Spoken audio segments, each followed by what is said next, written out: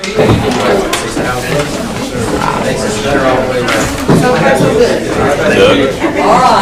We're live. Still first time for everything, right?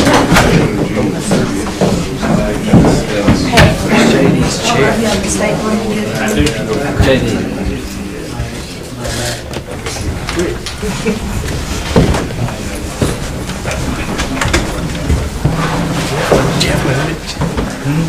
Thank you. Yeah, we're live.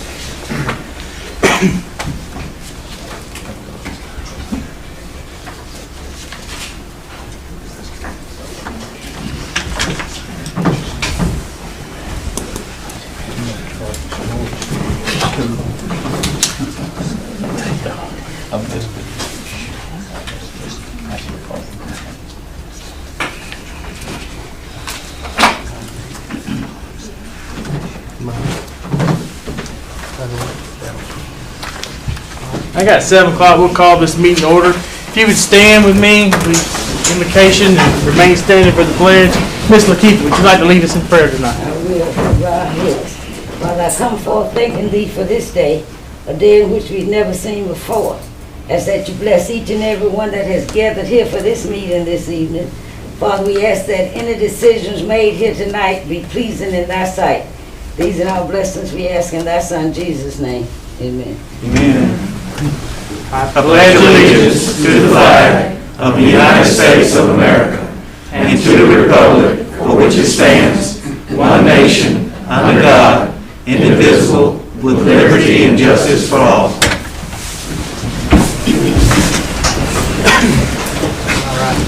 Our first item on the agenda is the approval of the minutes from the February 1st regular meeting. You received those in your packet. Do I hear a motion? So moved. Motion. Second. Second. Motion and second. Any discussion? Hearing none, call for a vote. Councilmember Middlebrooks? Yes. Councilmember Tucker? Yes. Councilmember Reeves? Yes. Councilmember Heck? Yes. Next item is the adoption of the agenda. Is there any additions or? Mayor, if it pleases the council, because we do have some time constraints for one of our visitors, I'd ask that item number 3 be placed as item number 1 under the city manager's report. You've heard that recommendation. Do I hear a motion to adopt it? I'll make the motion. Second. Motion and second. Any discussion? Hearing none, call for a vote. Councilmember Middlebrooks? Yes. Councilmember Tucker? Yes. Councilmember Reeves? Yes. Councilmember Heck? Yes. All right. Next item is the recognition of Dr. John H. Carter with a proclamation. And Mr. Carter would like to step up here. We've got a little proclamation here. We'd like to give to you from the city. I believe it was on Martin Luther King Jr. Day this year that our archives department here posted a thing on Facebook, and it was the first time I'd even heard about you, which is, I feel bad that I didn't know, and then to read all the accomplishments that you've done and all, and I can read this proclamation right here to you real quick. And it'll introduce everybody to know some of the accomplishments that Dr. Carter has done.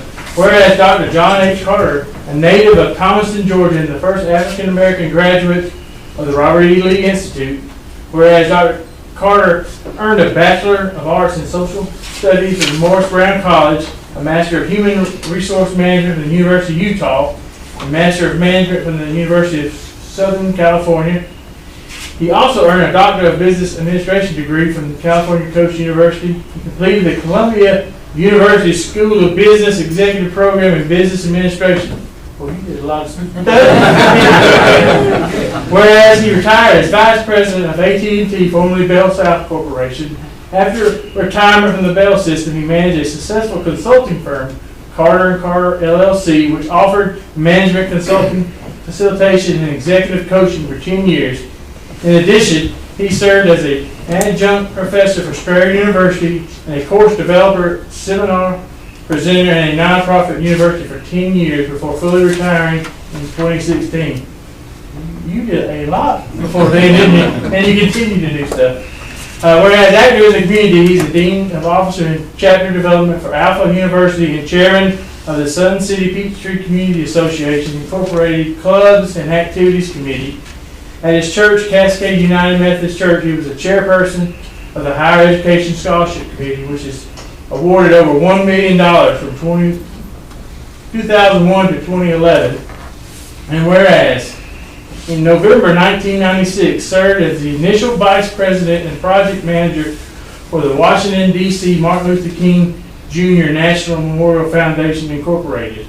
After the passage of the first legislation to authorize a national memorial to honor Dr. King at the National Capitol, he led a project team of 14 to develop a strategic plan to move the project to the next stage of development.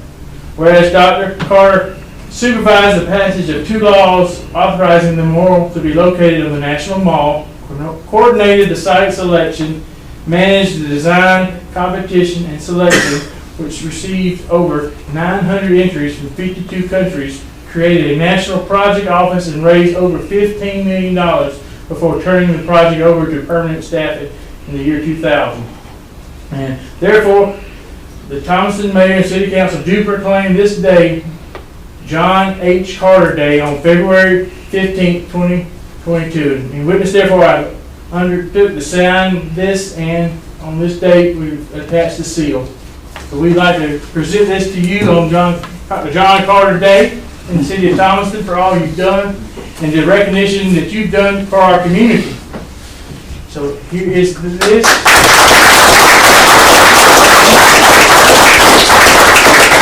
And our representative, Beth Camp, could not make it today. She had a previous engagement, but the Georgia House of Representatives has also passed House Resolution 738, recognizing you for all your endeavors as well. So we want to give you that from the House of Representatives.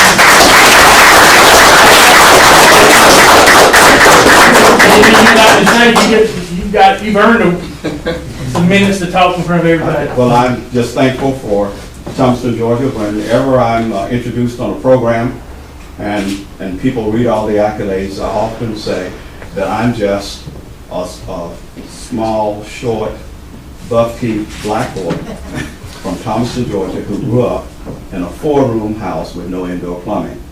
It was Thomaston that made me who I am. I thank God for Thomaston, for Drake High School, and for Robert E. Lee, and for Mrs. Green, who told me that if any of you went to R.E. Lee, you remember Miss Green. Miss Green said to us you had to come through her in order to graduate. So as I was talking with someone today, and they were talking about the accolades, I said I wish Miss Green could hear that, because it was a difficult time getting through her English class. But thank you so much for this honor, and I'm really pleased that you would honor me in such a way. Thank you so much. Thank you.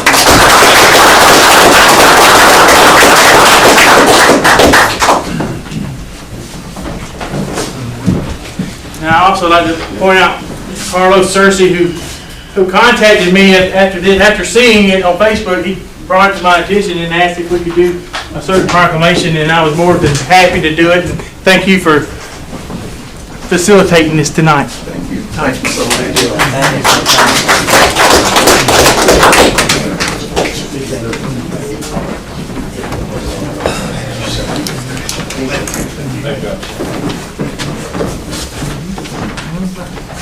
Our next item is public comment section. We got Mr. Charlie Daniels speaking in regards to the new zoning ordinance. You have, I think it's 5 minutes is the thing, and it is a comment section. It's not something for banner back and forth between council, but just we haven't had a lot of people speak recently, so you've got your 5 minutes. Thank you, sir, for coming.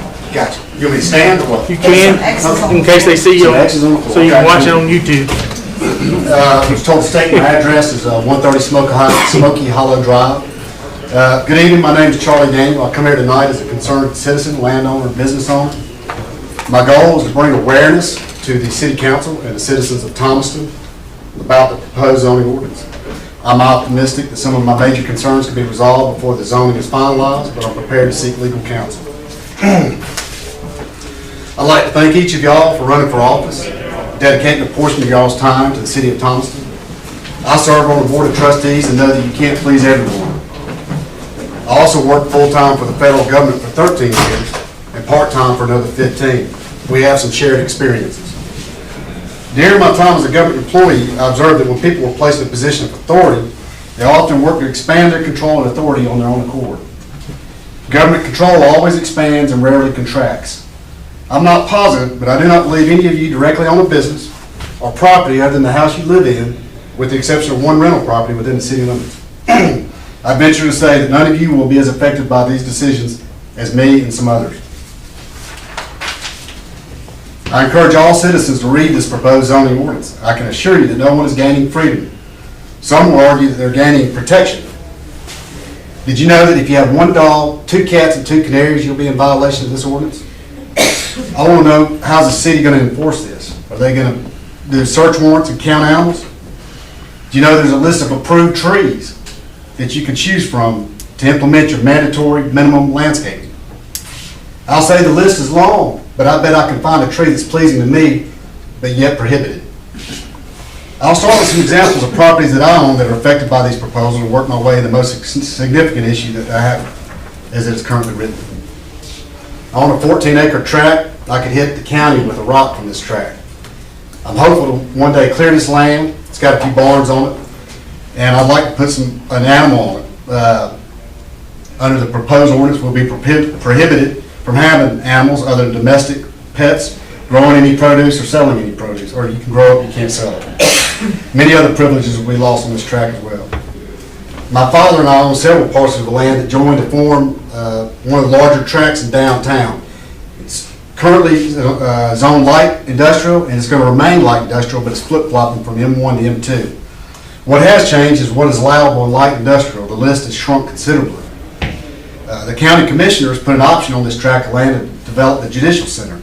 They did not execute this option, but had they, the proposed zoning ordinance would not meet the criteria without rezoning it. I have other parcels that the zoning remains the same, but I'm certain I've lost liberty and flexibility on these as well.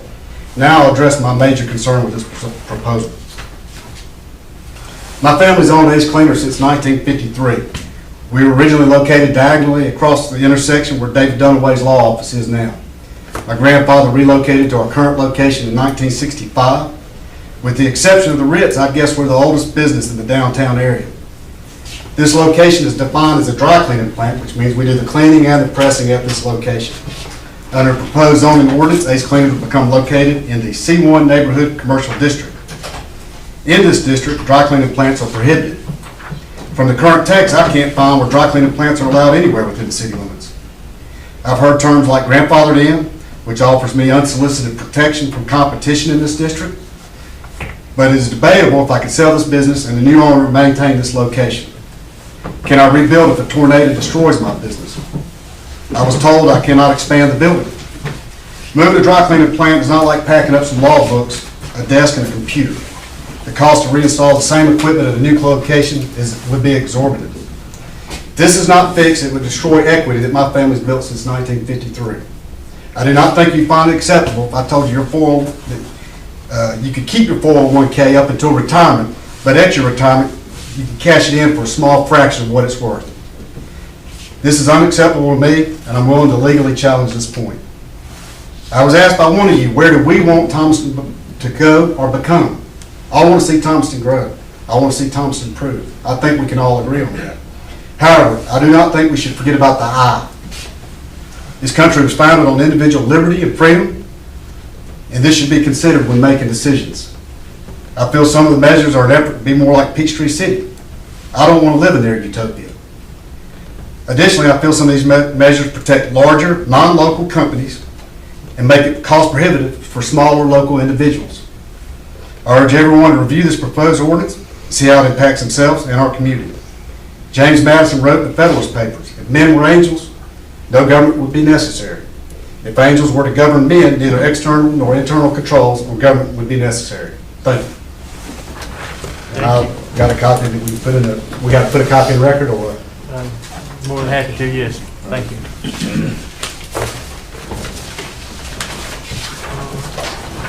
Next item is the city attorney's report. Nothing at this time, Mayor. Anything from the city clerk? Just a couple reminders. Tomorrow at 11 a.m., we're going to have a tree board meeting, the second floor break room in the city manager's office. We're also going to have a Greatest Generation Memorial Park committee meeting on the 18th, so this Friday. That's going to be at 1 p.m., again in the city manager's break room, second floor. And then we have a zoning commission meeting on the 21st, so this upcoming Monday at 2 p.m. Mayor, Charlie just spoke about zoning, and Russell, when are our public meetings that, again, we ask everybody to do what Charlie has done, which is look at it and think about it, and, you know, if they have suggestions to be made, they can certainly make them at City Hall, but also there's a couple of public meetings. Correct. So the first two were evening meetings at council. The next one is February 22nd at noon, and February 25th at 10 a.m. And those will both be held in this same room. All right, anything from the city engineers? Not at this time, Mayor. Now we move to the city manager's report. First item for council's consideration will be denoted as item number 3 on your agenda, and that is discussion of potential appointments for various city committees or boards. And I believe after the last meeting, we had an appointment as a voting member for the Downtown Development Authority, as well as an ad hoc member. Since the meeting, we have received formal resignation from the person that was appointed as the voting member. And I believe Mr. Smith has submitted a recommendation to council accompanied by a willingness to serve from a member. And if it pleases the council, it now will hear those nominations or potential appointments. Do I hear a nomination? I'd like to nominate Elizabeth Huckabee. I think y'all have seen her bio, and I want to thank her and her husband for the investment they've made in our community, both in residential locations and in the historic location. And I think Elizabeth's willingness to serve and be a part of that. I think the experience that she brings will benefit that committee, and a committee that, as Tugger will tell you, is super important in our community. And you know, the thing is, we do have a plan for where we want to move and what we want this community to look like. As Charlie was brought up, sometimes we may not always hit it right, and we may need to go back and reconsider things, but this committee of the Downtown Development Authority is important and will help us pursue a plan for where we want to be. And I thank Elizabeth and her husband for the investment they made and her willingness to volunteer to serve on this committee. Will you hear that as a motion? Do I hear a second? Second. Any discussion? Hearing none, call for a vote. Councilmember Middlebrooks? Yes. Councilmember Tucker? Yes. Councilmember Reeves? Yes. Councilmember Head? Yes. Next item we have before council's consideration is a presentation from AmeriPro. We have Mr. Sim here as well as Mr. McGee, and they have contracted with the county to provide our ambulance service for a recently acquired zone. Yes. And as the council is aware that we have a joint projects agreement with the county for the provision of this service. So we asked them to come here tonight to give us a little presentation and kind of tell us what they've got planned. So the presentation's in the cool area outside. So I'm Larry. I'm the co-founder, executive vice president of AmeriPro EMS. Thank you so much for having us here tonight. It's been a really challenge to get this last 29 days. As you all know, or you may not know, I'll explain that the county looked for getting their ambulance license. And to get an ambulance license, they had to go through an SDA, service delivery agreement, with a private ambulance provider to then submit to the state for the RFP to get their zone. It's kind of a really different process to do that. But we partnered with the county, both Upton County and Lamar County, and we did that. We were successfully able to achieve that in December. We put all the RFP together. We had about 3.5 days from the time that Russ and Mr. Tinsley from the county office came up and interviewed us, and we had to submit the RFP on Friday. So it was a very fast process, and what we've done in a very short time, and I don't think there's a lot of companies out there could do it. So we stood up 2 counties. We hired, trained, and put together about 41 personnel in a matter of 29 days to start servicing the county. So we started Sunday at noon. And Sunday at noon, we were able to staff 5 ambulances and 1 quick response vehicle, which is also advanced life support. So all the 5 ambulances will be paramedic licensed ambulances, which means if you have to call, you're going to get the highest trained person in the state of Georgia that certifies at the state office for paramedic licensure. So that's what's on our ambulances. The state of Georgia does not also require us to provide ambulances that meet federal safety standards. So it's been our business practice since day one that every single ambulance meets and exceeds federal safety standards.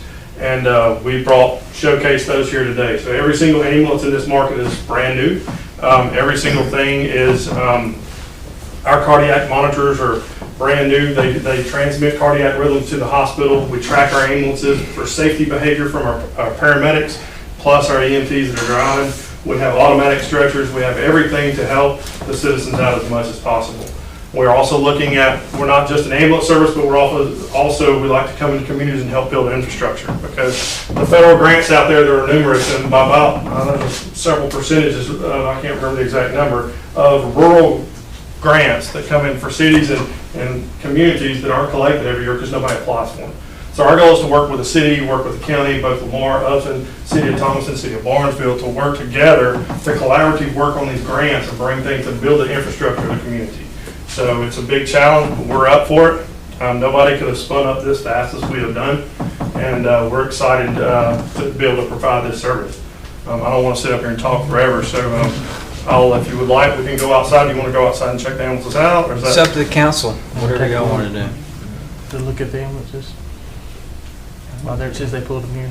Maybe a 5 to 10 minutes. And then we can, if any questions you have, I'm willing to answer. Russ, do you want to say anything? I just want to thank everybody for the tremendous cooperation between this board, the city, and with the county. And as Larry said, it was a record time, and we had to do a lot of things, and we could not have done it without the support of the 2 government bodies. There's no way. So we saw some things that are unprecedented. I've been in EMS 45 years, and this is one of the most exciting times to be able to bring this level of service to my local community. This is my home. My family goes back about 6 or 7 generations here, so it is my home. All my family live here, all my grandchildren and all, so this has been so exciting. I thought I was going to get to retire, come out of the state. 10 months later, they said, hey, we need a little help. So, I mean, it's been great, though. It's been fantastic. I thank every one of you, and the support we're getting. There has been zero negative. All we're hearing is positive from the community. People love the collaboration that y'all have provided. And I was able to, as a regulator for the Department of Public Health, Office of EMS and Trauma, able to inspect Larry and them when they first came in 2018 up in Henry County. So I got firsthand knowledge of their company when they came in, and I was so impressed. Jason Tinsley said Russ is not impressed very well, but I was extremely, and am today. The way these guys worked and putting all this together, it's been amazing, absolutely amazing.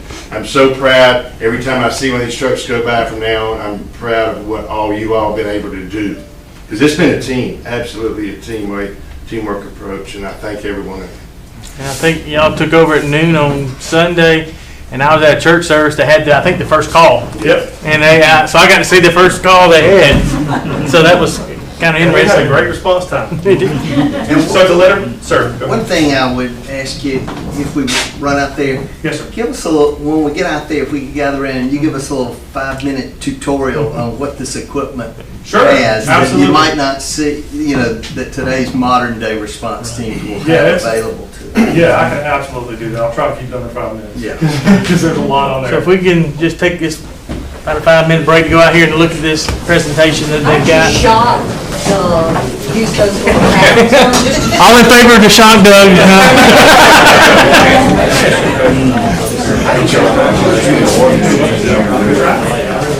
I think it's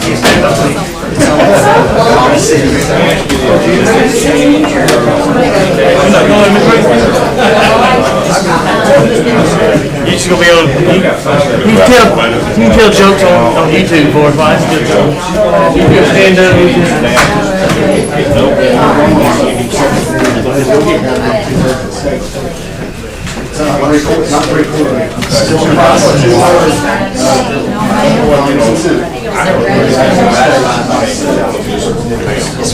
A little harder this day. It's been in there. I mean, it's been in our hands. But, this thing hadn't been. And again, this whole period. Miss Reeves, I get your water or something? Go in and express any concerns, say, I hey, this saw is where we what I closed the think. public hearing, but we never opened. That happens sometimes. Well, no, but we actually did it. No, man, we can't have it. You have to open it and you have to close it. So I don't know, did not, there was a recording, did not show, didn't say that we opened the public hearing. We normally do, but we don't motion to do that. But we should, Oasis. We should. I agree with you. Yeah. And you saying we didn't do that. So I didn't put it in there. So you have a recording. Yeah, and it's on stream. Okay, 'cause I can't believe we didn't make a motion and said we open the public hearing. I would say most of the time we don't, we just open the floor. It's the law. We have to do it. One count. We have to open motion and second to open the public hearing. And I see where we did a motion and second to close it. But we didn't. So that's not, we didn't do that. That's the law. Good job. And if we didn't do it, then we did. Right. So I guess, maybe I needed their council members and all. Yeah, we My wife is just German, mention it so I have to get it. to to make sure that those don't goes out. And I can, and. It doesn't strike me as a German. Law of education. I can go back and watch the live Well, I've stream got just to make sure I didn't miss something. Y'all's always go to Yeah, college, I you believe we wouldn't drink didn't after somebody. It did a little better when the girls would eat bubble gum off the table at the Pizza Hut. Yes, ma'am. But that's the law. You don't say, hey, some of that, playing in their diaper, that kind of stuff. We're on live. Yes, ma'am. I mentioned JD, I'll double I just- Tomorrow, see. Good. Yeah. You gonna go outside and see the A ambulance? lot of it. I hear about it. Can I get you a water or something? Good, thank you. Yeah, I went early.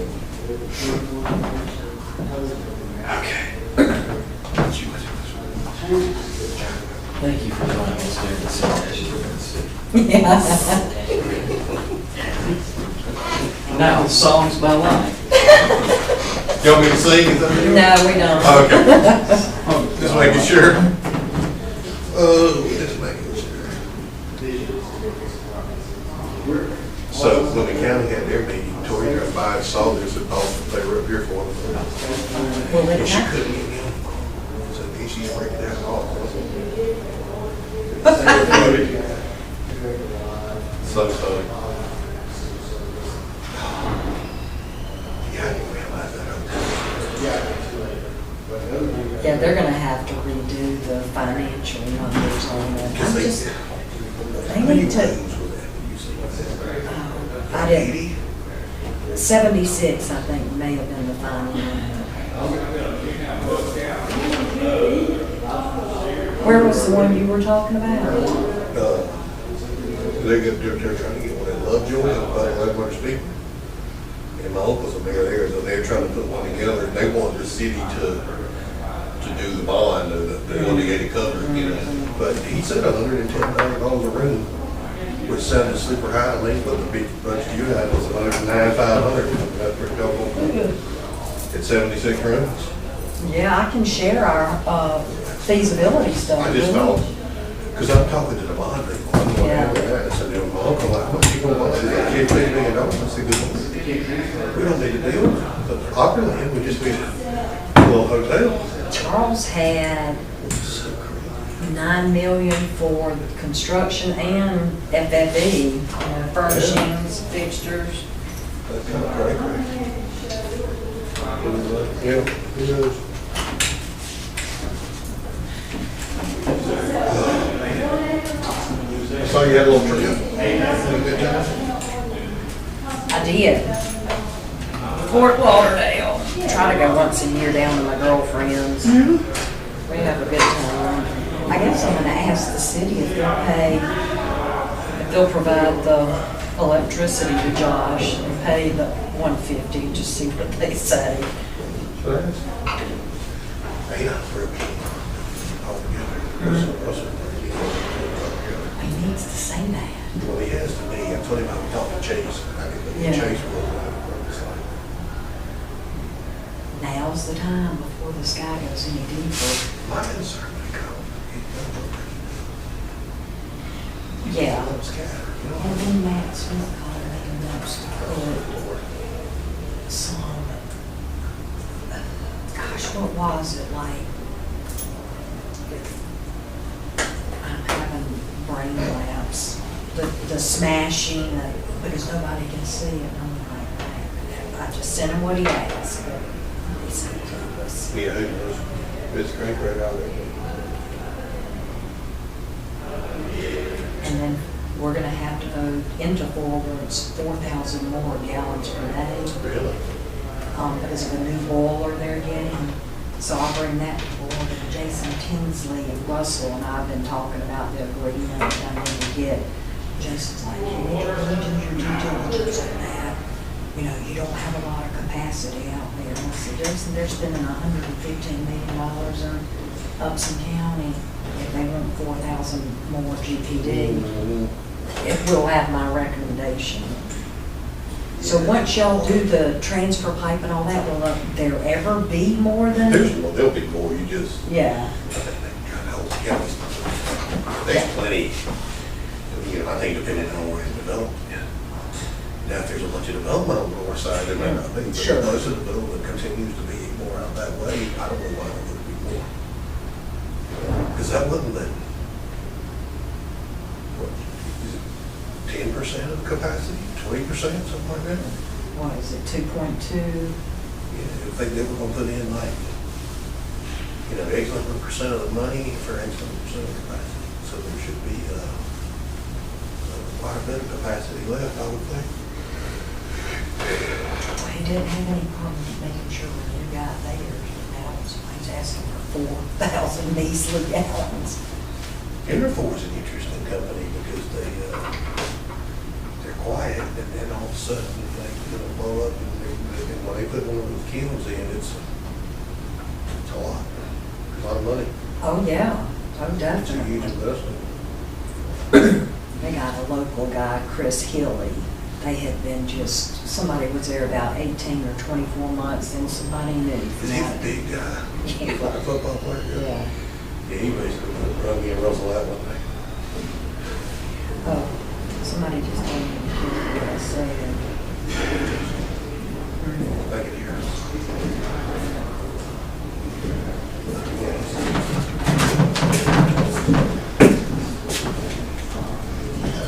We ain't saying that.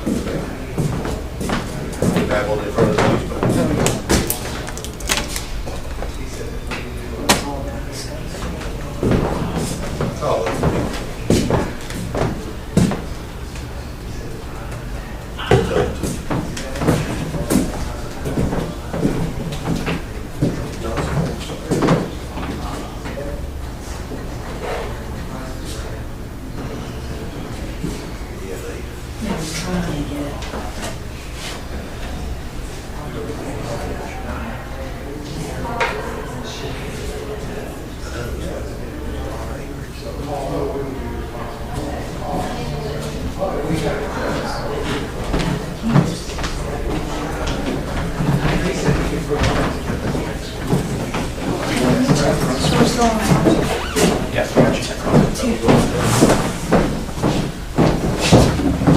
What'd y'all think?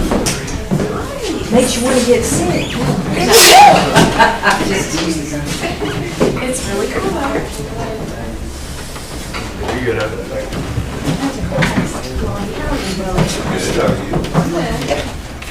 I was full of first. Of course. Are you talking to me? I saw those eyes. Just in case. Just reminded me.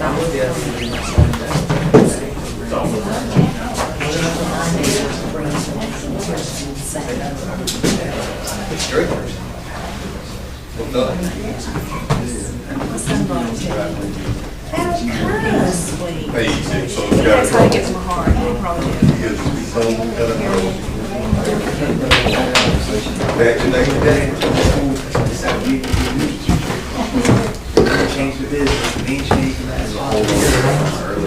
Change our name?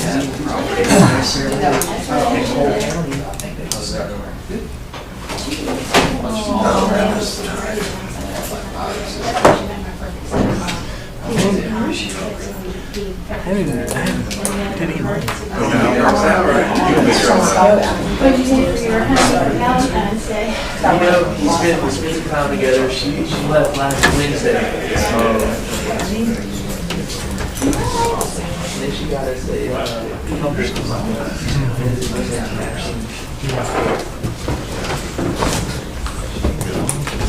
you see up now? You tell her she's, you know, she's kind of winning me over. So we can take the bet to see who's first one's off. That's right. Yeah. I want to take that bet. I got it. Yeah, that's what you're playing. Don't have it on the phone. I got it. I'm working on a house. I'm working on a hill so she can get up here. I got a Thank you. I told you good. sir from our little trip. I never have to be in one. That's what we were doing. Y'all probably have to go leave one of those at the pickleball court if any of y'all got out there and started playing right now. That's ugly. Very precious. I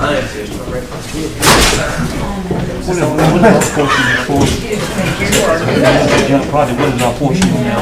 You got a first. They won.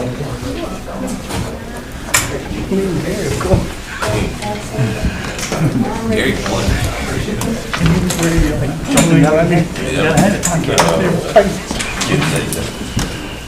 That's a rough number. That's close.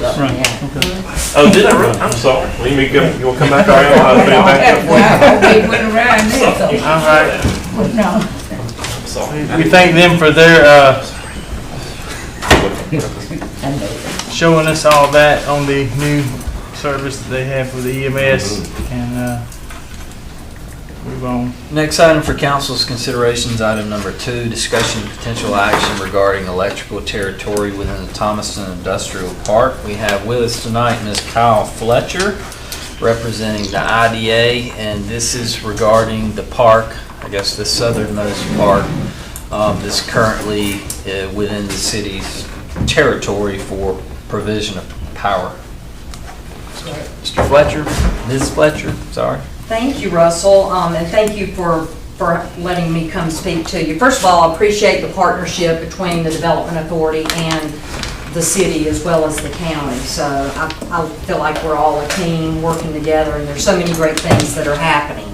The reason I wanted to talk to you today is that we routinely have interest in our Central Georgia Business and Technology Park across from the airport.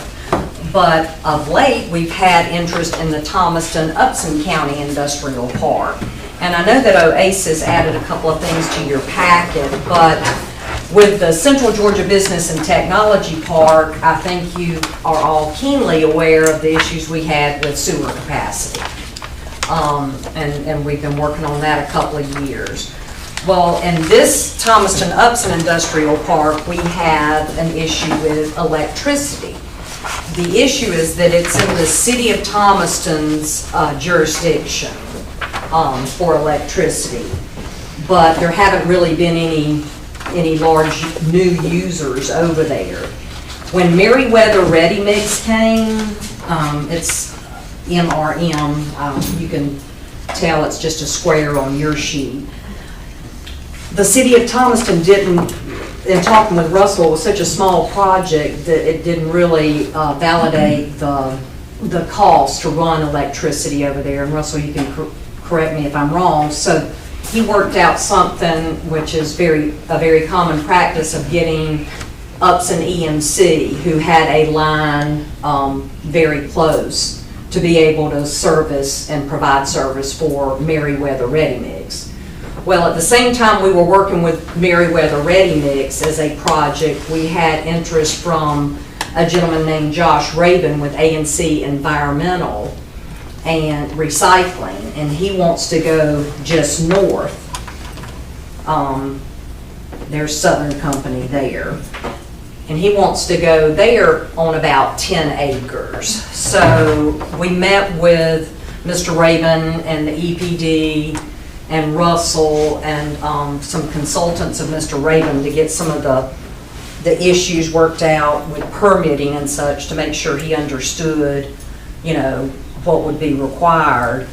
And the electricity issue came back up. So we told him we would get back with him because right now, I know the city of Thomaston likely doesn't want to lose any more potential customers in the park, but when we market this park and we market our other park, we're infrastructure ready, we're ready to go.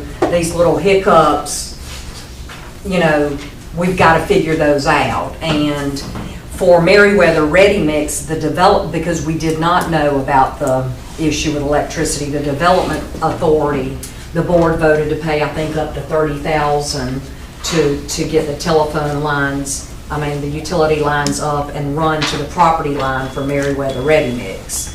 I think the cost on getting electricity to this site is approximately $135 to $150, Russell, or $150,000. Correct. And that cost cannot be absorbed, excuse me, by the company. So I wanted to come and let the city council know about the issue and the hurdle it is for recruiting new industry to this remaining acreage as well. So I know that we've worked with this gentleman on the price per acre, and we're just at the point where we're waiting on his site plan, but the electricity issue came up and it's something that's got to be addressed. I don't know if the city council was aware of it. Or the deal with electricity is if it's over 900 kilowatts, it can be customer choice. You can use Georgia Power, Upson EMC, City of Thomaston, but if it's not, then you've got to go with the provider in the area, or if you move into a used building, whoever they were using as their electrical provider. So I'm here to ask council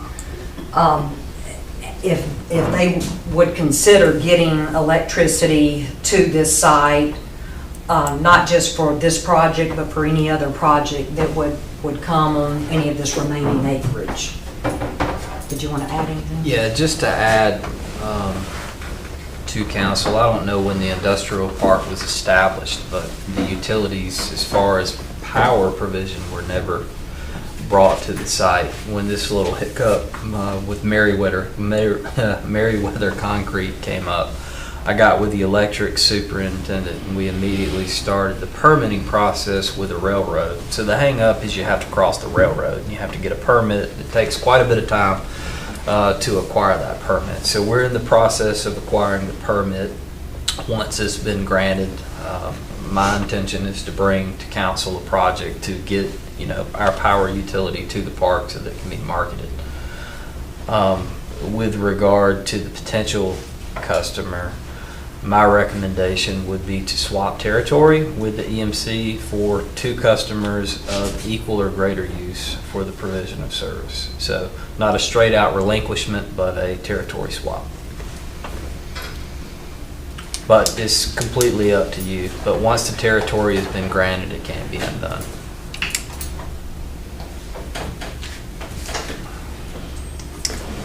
Of those businesses that are labeled on her chart there, how many do we serve, or would we have the ability to serve that's not, I know if it's over 900, they can choose, but I guess the easiest way to ask the question is, which one of those are less than 900 where we would automatically serve them if we had the ability? Well, anything that's already established, you wouldn't have the ability to serve. So you're predetermined, or you're not predetermined. It's based upon the electrical loading, based on the plan submitted for the new build. So you kind of have a draw right here. That's lowland, right, Kyle? So that's probably undevelopable, but pretty much the entire tract is within your territory. And I actually have a specific map that shows you the overlay. It gets pretty convoluted right in here, and Georgia Power, and then this is all City of Thomaston. I understand what you're saying, but how many, do we know what they're drawing now, those businesses, to just say, if we had it at the beginning, how many would we have gotten, I guess? Don't know. There's only 2 there, and from an economic standpoint, for the capital expenditure cost, both for the city and for Georgia Power. Georgia Power could have accessed it, but they're like, what it costs to get there. Right. The financial payback, EMC was closer. We didn't even have the permit process started with railroads, so we couldn't get out there. The IDA had already sold them the land to build a development. So the first one was kind of a, IDA sold on a presumption that this could be built. So as good stewards or community partners, we relinquished the territory. My fear is that if you continue to relinquish territory, you create some assumed precedent that you're going to allow that in the future. That's why I would at least prefer the opportunity to pitch some sort of territorial swap with the EMC for consideration of this. In the meantime, we're running a parallel project to get our permitting through so that we can build out lines to service the park. So Russell, could we just sort of give you permission to pursue? Because they could say no, right? We decided tonight, I don't know what their timeline is of getting. Well, are you saying if EMC agreed? Or the development, how quick do they need to be turned on, I guess? Well, I don't have a site plan yet. I'm still waiting on the site plan. From site plan to ready to go, how long are you talking about? You just had a guess. 3 months. If that could happen. And we're completely beholden to the railroad. But the railroad's moving quicker than what we typically would happen when you hit a railroad. Cater Parrot. I don't know what the issuing authority is. Neil just told me that we've submitted everything we needed to cross. Yeah, I think you raised a legitimate concern in that, more about the precedent that we set. And I mean, I kind of like your idea of talking to EMC about potential swap.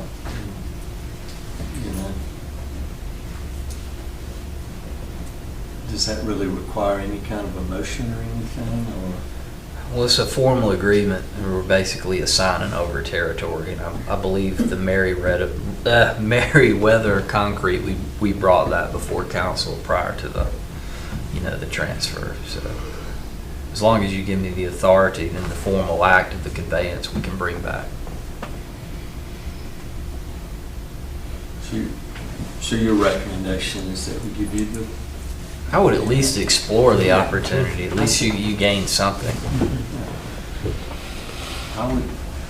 I would put that in the form of a motion to give you the authority to explore a swap option with them and then come back to us. Second. Motion and a second. Any further discussion? Hearing none, call for a vote. Councilmember Middlebrooks? Yes. Councilmember Tucker? Yes. Councilmember Reeves? Yes. Councilmember Hadden? Next item for council's consideration is discussion and authorization for a modification to bylaws for the Historic Preservation Commission. Attached with your packet headed I-4, you have the proposed ordinance revisions, and I believe there were some inconsistencies. Ms. Deanne? There were some inconsistencies with our ordinance, and so it needed to specifically say that members had to be residents of the city of Thomaston. And so that's the only change made to that ordinance. So, staff's recommendation is to approve as presented. Motion to approve as presented. Second. Any further discussion? Hearing none, call for a vote. Councilmember Middlebrooks? Yes. Councilmember Tucker? Yes. Councilmember Reeves? Councilmember Hadden? Yeah. Next item for consideration is discussion and potential action to appropriate additional funding for the city's Facade grant program. We have Mr. Taylor Smith here tonight, and attached with your packet, headed I-5, is a summation of projects to date, and I'll let him get into more details about that. But how we have treated appropriations for the Facade grant program, if you remember, we just started not long ago. It was kind of a bucket of money, and we said, all right, we're going to let that bucket of money sit out there until it's all been appropriated, and then we're going to come back to City Council with our success stories and then decide if we're going to appropriate additional funding. So Mr. Smith's here tonight to tell you what we've done and then to request additional appropriation. Mayor, council, thank you for having me. Kind of let you know what I provided with you guys is a before and after of facade grants that have been administered so far, as well as a breakdown of expenditures. I will kind of let you know what this means, project reimbursed. I have a DDA meeting on Thursday, and that's when these projects will be proposed to be reimbursed. So they'll be voted on by the DDA board based on that the plans have been, you know, the project's been completed up to the quality that the DDA board set forth when they approved the grant funding. But once those two projects are approved by the DDA board, we'll be down to $200.19. So as you can see, with the first $10,000, we've been able to accomplish four facade, you know, enhancements in downtown Thomaston, and to me, they're night and day. And if we can continue to push this program and support this program, I think we can see continue to help with the transformation of downtown Thomaston alongside some of the private investment that is happening and will continue to happen throughout this year. I have several projects that I'm working on. Just today I met on the Thomaston Health Spa building with a proposed new project, and we've got a lot coming in the docket, so I'm looking to definitely take advantage of both the private investment as well as our public investment that we're making. What do we budget? Did we budget anything for 22? We did not. We were still working on the old appropriation until we hit that. So this would be a new appropriation.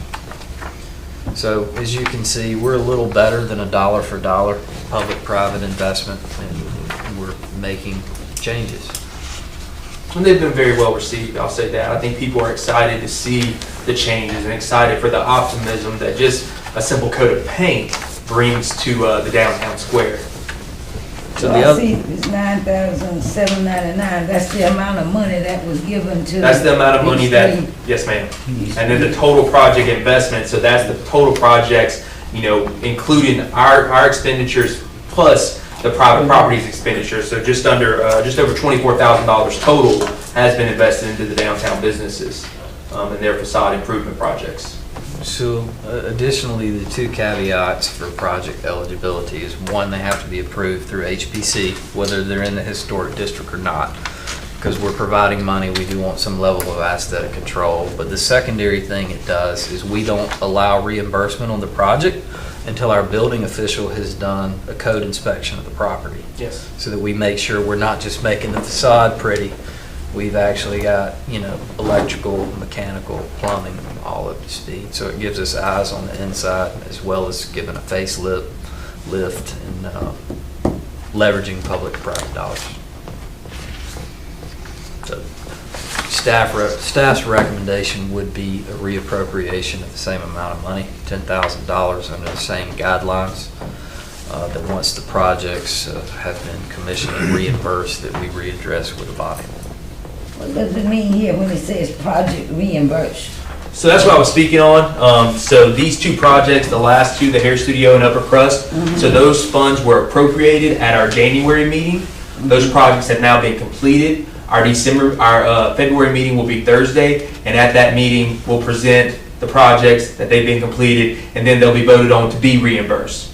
So they haven't technically been reimbursed yet. At the meeting on Thursday, it'll be voted on to be reimbursed. But once those are reimbursed, we'll be to that $9,799. We pay in arrears to make sure the work's done. It's a reimbursement program. They have to prove that they've done the work and that the receipts and the checks that they have actually submitted those to the contractors for the work, and then we reimburse them for those checks.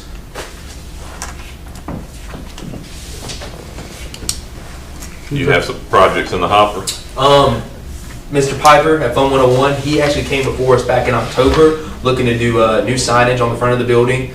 We had asked him to go back and get a pressure washing quote to pressure wash the back of the front of the building, as well as let's have some discussions on how we can start working towards cleaning up the back of the building. He has told us that he's willing to work with us as far as easement to do some modifications to the exterior on the backside, and then he did get a pressure washing quote for the building, as we asked him. So he's on the docket for Thursday. Other than that, I have several priority projects that I would like to focus on. I think we have some buildings in downtown that need the facade grant, but in the day, it's the property owner. If they want to take advantage of it, they can. I have found a contact, Anna Jordan, which is Miss Susan Jordan's daughter. She's a landscape architecture student at UGA, and she has offered to do some of the facade renderings, because that's one of the caveats we have. We request renderings to be provided to the HPC board to let us know, hey, what do you want to do? And some of the issues we've been having is some of our businesses don't know how to make those renderings, don't have someone that can make those renderings. So Ms. Jordan has said that she would be more than willing to use some of her experience from school and the fact that she's from Thomaston to help be a part of the transformation that we're trying to make happen.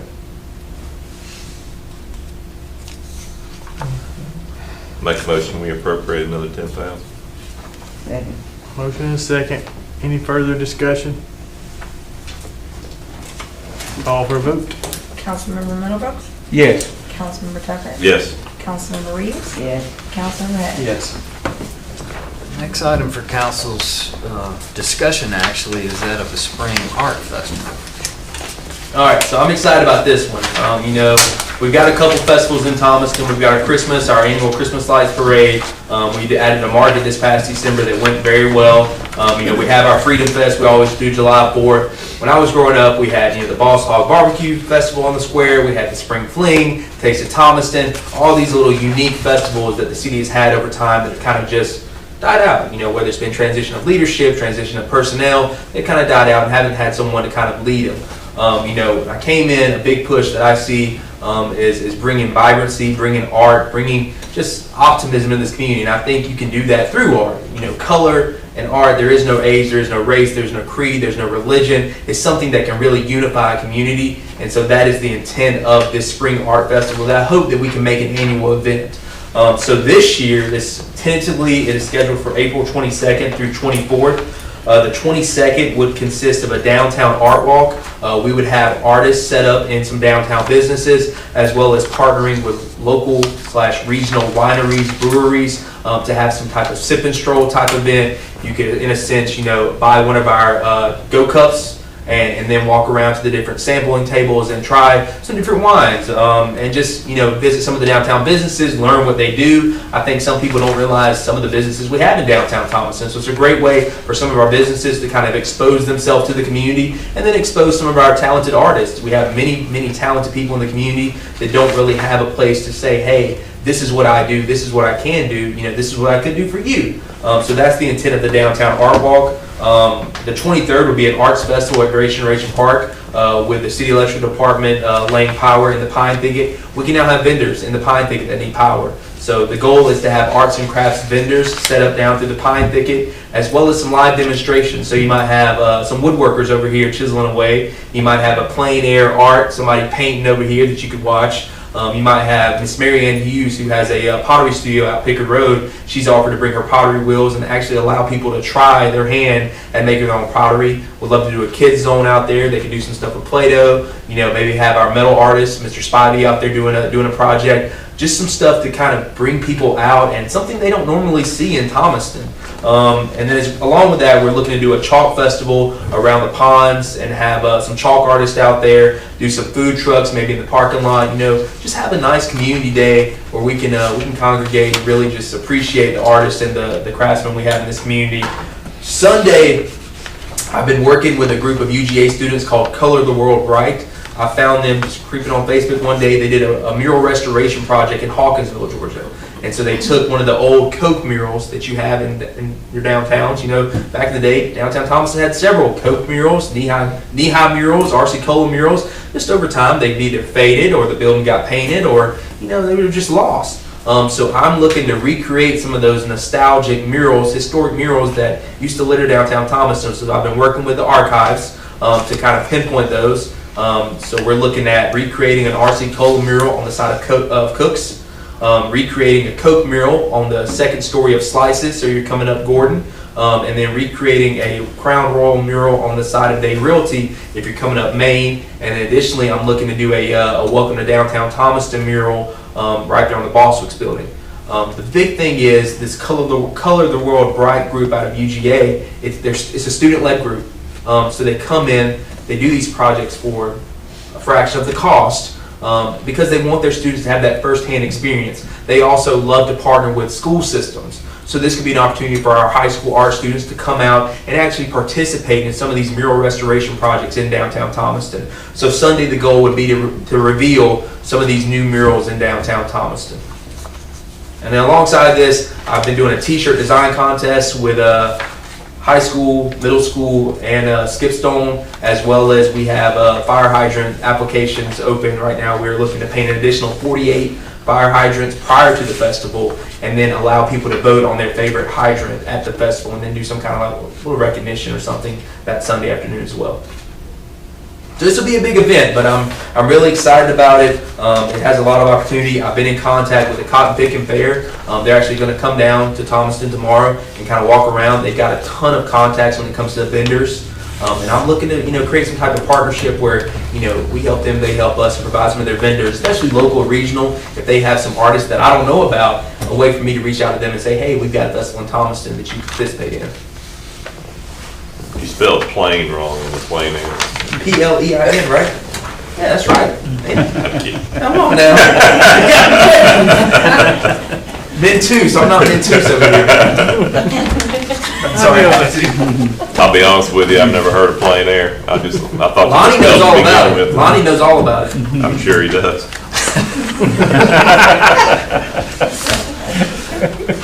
But I'm happy to answer any questions you might have. I just want to kind of give you a spiel on what we're looking to do. I'm really excited about this event. And I think this will be a great community event that hopefully we can do again next year and make bigger and better. Bigger and better.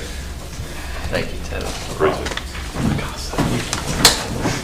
I'm a little scared to talk.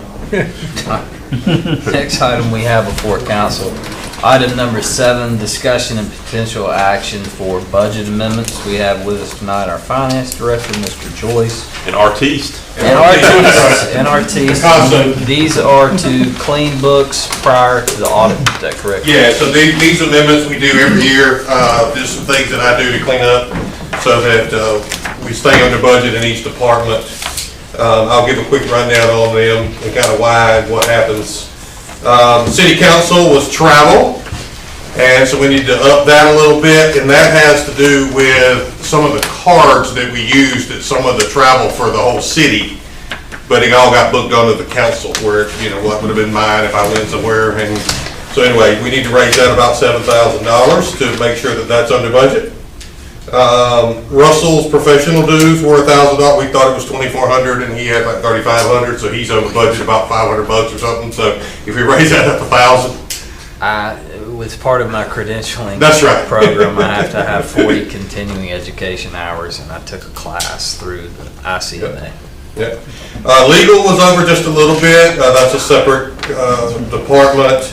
That is our attorney as well as other attorneys we use during the year as well there. Not all far, $3,000, but we need to up it a little bit. Please strike the next one, which is finance. We do not need to do that one on the finance part. So when I first looked at that, but I have all the stuff in there for the software updates, so we do not need to make that budget amendment. The fire, we bought a pumper truck, so you'll see a couple on here for the fire. The pumper truck was $643,000. So if you appropriated the money for that? Yes, I saw it, Russell. I saw it. So the hotel motel, we get more money in than was anticipated, which is a good thing, but that also means we pay out more money, so we did up that expense amount to cover the hotel motel part.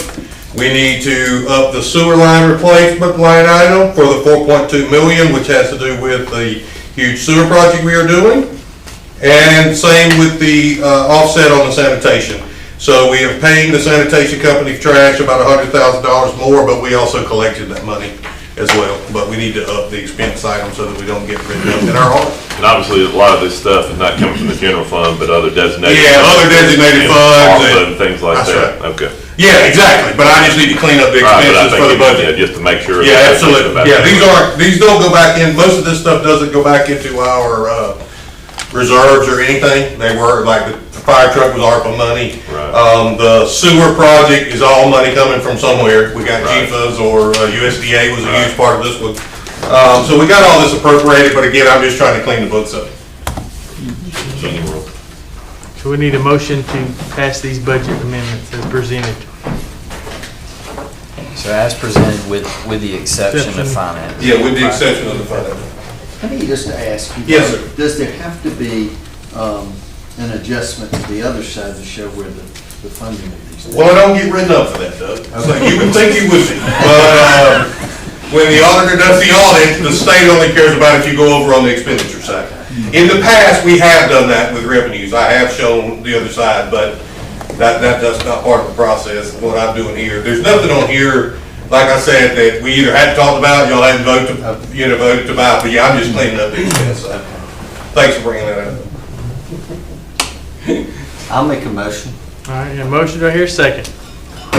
Motion and a second. Any further discussion? Hearing none, call for a vote. Councilmember Middlebrooks? Yes. Councilmember Tucker? Yes. Councilmember Reeves? Yes. Councilmember Hatt? If it pleases the council, I'm going to discuss items 8 and 9 together. You can take different votes or you can lump them all into one, but they kind of coincide.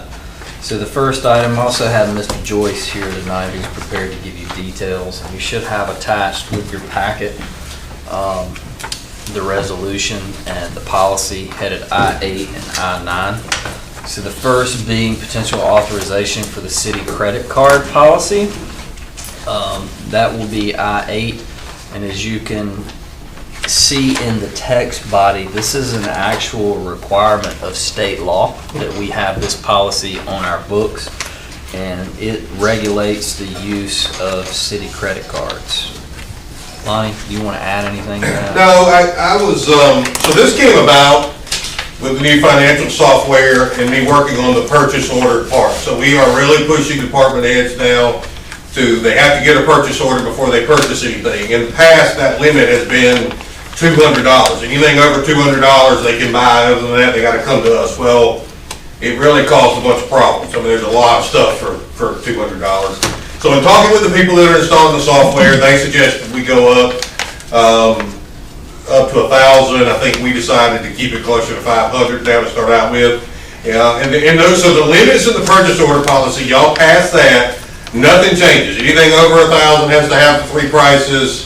Anything over 5,000 goes to Russell. You know, all those things are still the same. All that we were asking was that lower limit where you get started goes from 200 up to 500.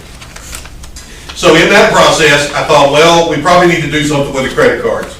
So when I start looking at the credit cards and I go to GMA, I see there's a state law there that we should have a resolution on the books for credit cards. Specifically, that was specifically written for elected officials, but we added staff as well. And so the recommendation, after talking to Russell and Deanne a lot about it, was we think Staff can use the credit cards up to 500, anything more than that, they need to have a slip. So if they need to run to Home Depot and pick up a bag of concrete, right, or a bag of something to fix a pothole, that's okay. But if it's more than that, then it needs to be signed off on by the city manager, probably, or myself. Did we have that in there? But again, I'd be, like a Brussels out or something, I'd be calling. So that's kind of what we had, and why the policy came about. Is something that we need to get on the books. And we start with these amounts. I'll be honest with you, we may continue to have problems with it, and it'd be more of a headache, and we may have to up it. But I don't think we were at the point of turning it loose for $5,000 or limits or anything like that. So my recommendation was the 200, go up to 500 on the purchase order, and then the $500 limit on the credit card as well. Yeah, and Deanne, you can correct me if I'm wrong, but the resolution in I-8 incorporates the policy in I-9 as part of the Personnel Policies and Procedures Manual. So this will be published as an addendum to that, and you can read through it.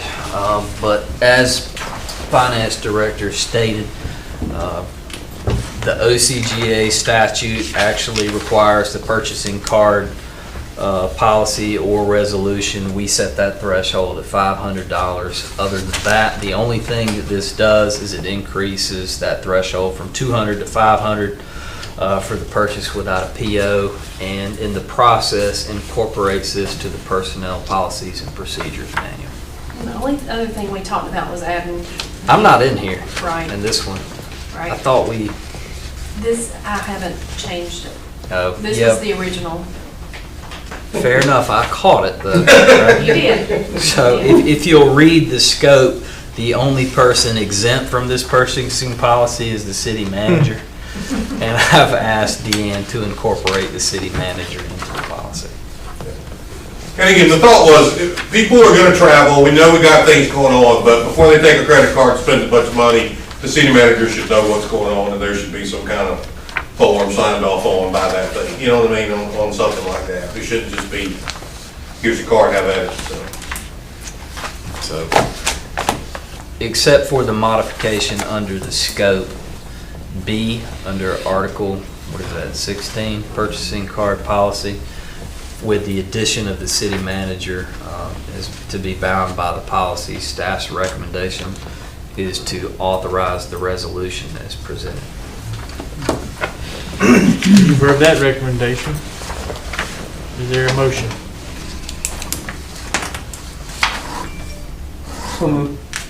Motion, do I hear a second? Any discussion, further discussion? Hearing none, call for a vote. Councilmember Middlebrooks? Yes. Councilmember Tucker? Yes. Councilmember Reeves? Yes. Councilmember Hatt? Yes. Next item for council's consideration is the retraction of a resolution that raised rents for community development properties headed I-10 with your packet. This is a resolution that was passed at a previous meeting under the premise that it was the appropriate time based on previous precedent of this body to raise the rents on a 5-year term. And it has not been a 5-year term, so if council is wanting to keep with that progression of raising the rents every 5 years, I believe we still got a year or so to go. So if it pleases the council, would ask that this resolution headed I-10 be retracted. So moved. I have a motion, do I hear a second? Second. Any discussion? Hearing none, call for a vote.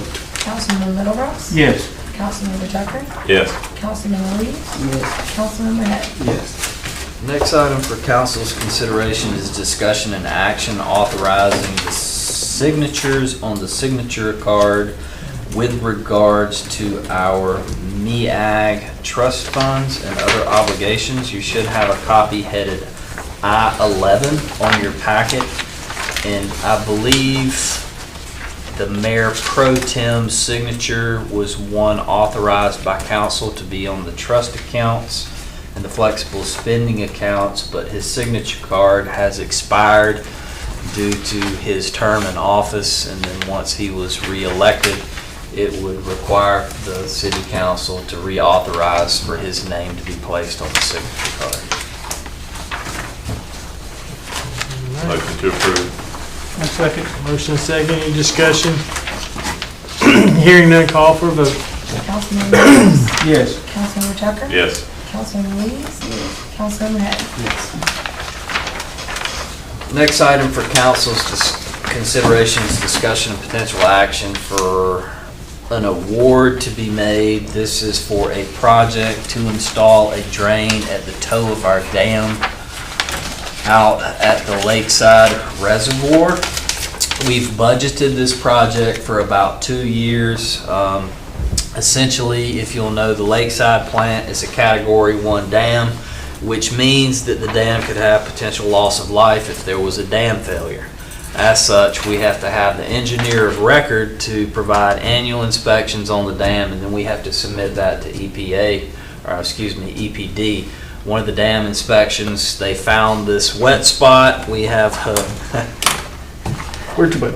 yeah, no N on the end. It's Yeah, just- right. Right, so there's a wet spot, there's a spring in the toe of the dam. To mitigate that, we have to put in a very expensive French drain.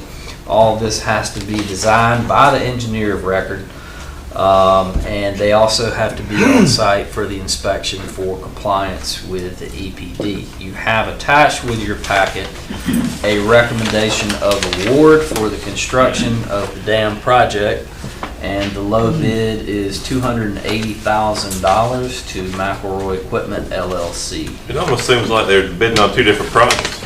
I mean, the disparity in the two bids. I mean, everything was No, I know it was, but it spec'd just- by the engineer, so this wasn't even a city engineer design. We have to have the This was crazy, the disparity. water holder engineer to design the project. Sometimes I wonder if there's so much work out there, somebody just throws a bid at it, Just say to if I say, get it, if I get it, right. I'm not worried. This is mine, too busy. Further kind of thing. complicated in the project is that the place where we're constructing the drain is right on top of a high-pressure gas main. So, You said we budgeted it for. so I think we budgeted 190 grand. Well, We didn't budget this much. It's gonna be a budget amendment, but this is one of those projects that's tied to a Category 1 dam, and Russell, didn't we had some carryover from a prior year in the budget? I don't remember what the total amount was. we may have I 200,000. think we got about 200,000. We had a big number budgeted, but it's not gonna be enough, so this will require a subsequent budget amendment. Didn't sound like we had much choice.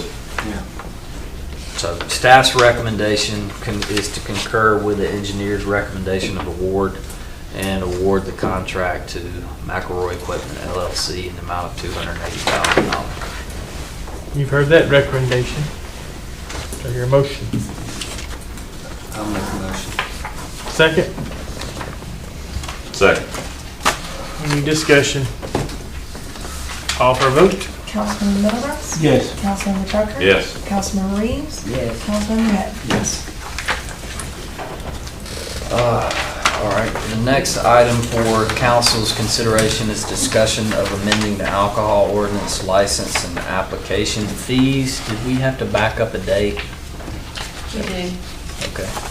We had it scheduled for March the 1st, and now we're not going to adopt or discuss and adopt the zoning ordinance and alcohol ordinance until March 1st, so we have to push it out.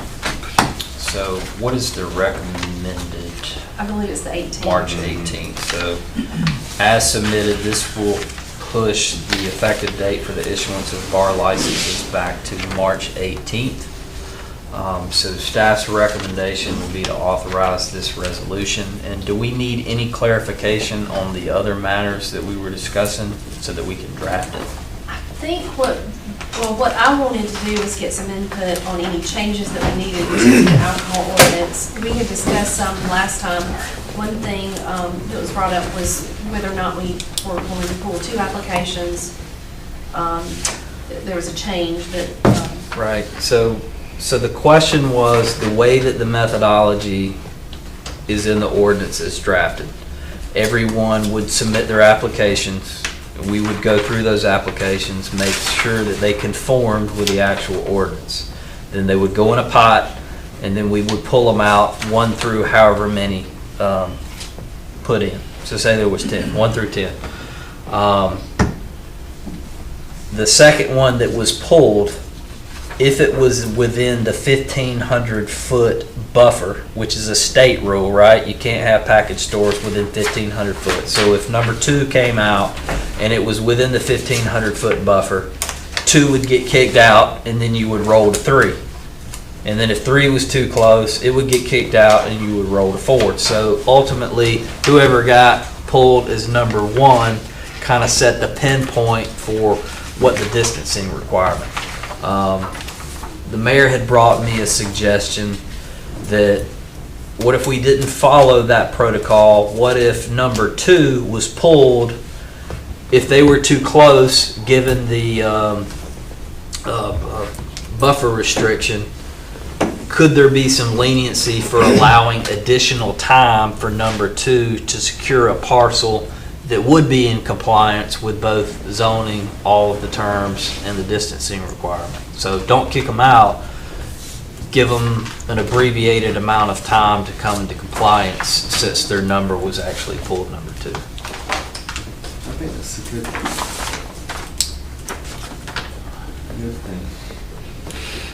My only other recommendation was to increase the application fee to prevent JD from getting 5 of his buddies at $300 a piece putting in an application for his name. So more as a deterrent to make sure we have an honest approach at the lottery for interested parties.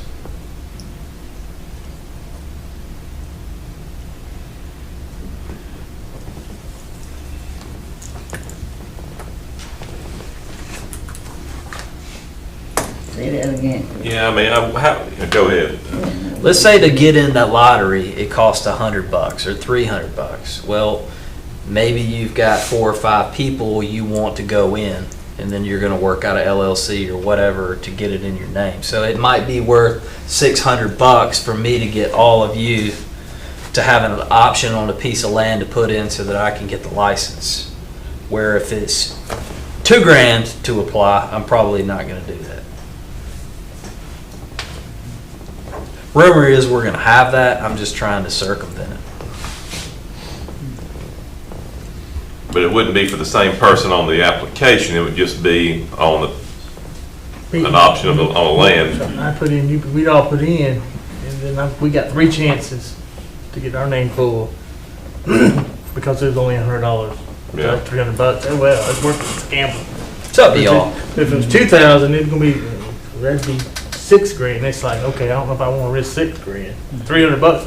So each would be a third member theoretically in an LLC. So the agreement would be that if you got it, then we're the second and third member. Well, and then if I got it, you're still, two-third.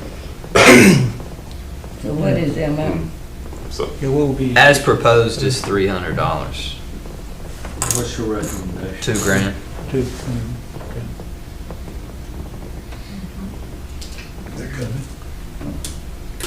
you want to make it equitable, so circumvent anything like that, for sure. But we don't have to decide on that tonight, but sometime between now and the 18th, we need to have that drafted.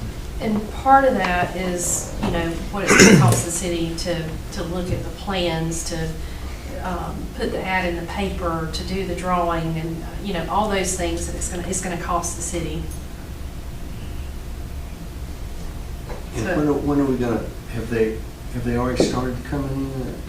No, No. so the zoning, we were waiting on the zoning Okay, ordinance to that's pass right. before Okay. we did the All call. right. We thought that we would approach some of these issues tonight so that when we come March the 1st, I can have it ready and we'll know exactly where we're going.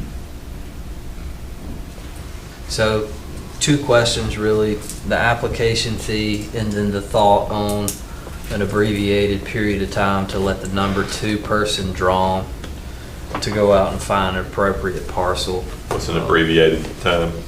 Whatever council feels is 60 necessary. days, 90 days, I mean, we wouldn't want to drag it out too long, but I mean, it's going to take time to find a piece of property. you'd hate for somebody to I get agree. number 2 and be like, I agree. I'm 10 foot too close to this other guy.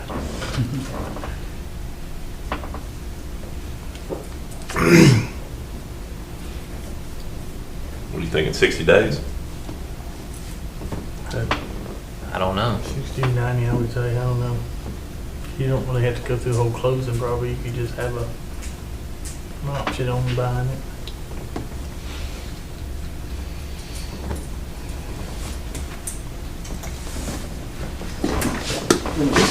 Do we need to make a decision on this? No, think about it, but we'll need to have a decision by the 1st. Well, I can have it ready, and whatever we decide, I can I'll give change it that some on. thought and understand that. The only thing that I'd like, to make the public, that, again, they've been reviewed, some folks been looking at it, Yeah, reviewing it. yeah. You kind of let them know, hey, it could change to this and this, because that could be a game changer for So somebody. when's that first meeting in March? First. March 1st. Okay. And hopefully that's when we're going to vote on the zoning ordinance. And we said once it was set, right, we could start the 25 days for the alcohol before we have to release the application protocol. We're gonna have a public hearing before that, so if we needed to do something, a special meeting to make some decisions, maybe It's fine. use that time. Or if you have any other modifications, we've kind of went over it 2 or 3 times, so those were the only suggested changes. All right, if not, we still need action on the resolution headed I-14 for the postponement of the issuance of bar licenses. And extend that to the 18th? Correct. Okay, I'll put that in the form of a motion. I got my motion, I hear second. A second. Any more discussion on that? Hearing none, call for a vote. Councilmember Middlebrooks? Yes. Councilmember Tucker? Yes. Councilmember Reeves? Yes. Councilmember Hatt? Yes. So the only other items I have, Mayor, they're not really actionable. They're more for your input, and they pertain to one zoning, the other is the American flag. So I have been approached by a citizen who wishes to supply the city of Thomaston with American flags until they pass away. I've lost it, but I don't have it. You didn't bring an extra copy. The flag thing. Anyway, this gentleman wants to donate to the fire department flags until he dies. But he would like a marble plaque to be buried kind of at the foot of the flag, kind of in honor of the person and his wife, kind of as a concession for the contribution of the flag. I bring it up because some people in American flags are kind of, the American flag is not really dedicated to anybody, it's the American flag. And then some people are kind of okay with this was donated in memory. So I told him I would bring that before the council for your consideration.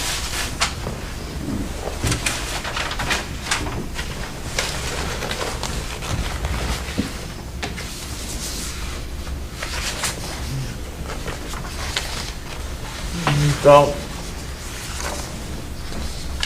I have a copy of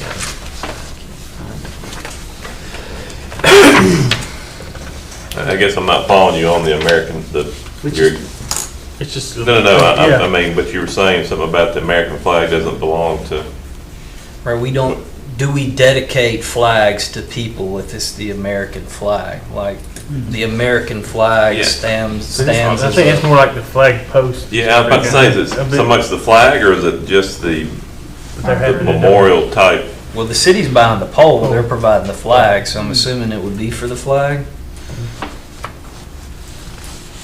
It should be in your packets under other business. Does everybody have one? Oh,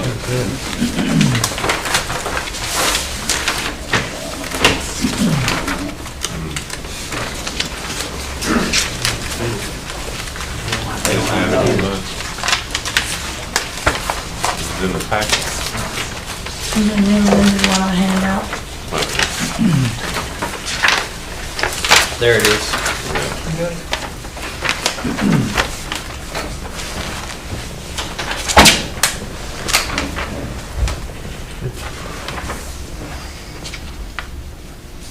It's for his dad and her first husband that passed away that fire.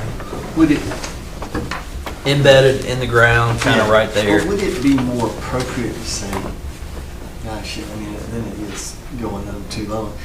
I can see what you mean about you're acting like the flag is dedicated to this. Is there any way to adjust that the way you say funding, but then you've got to say this funding ends?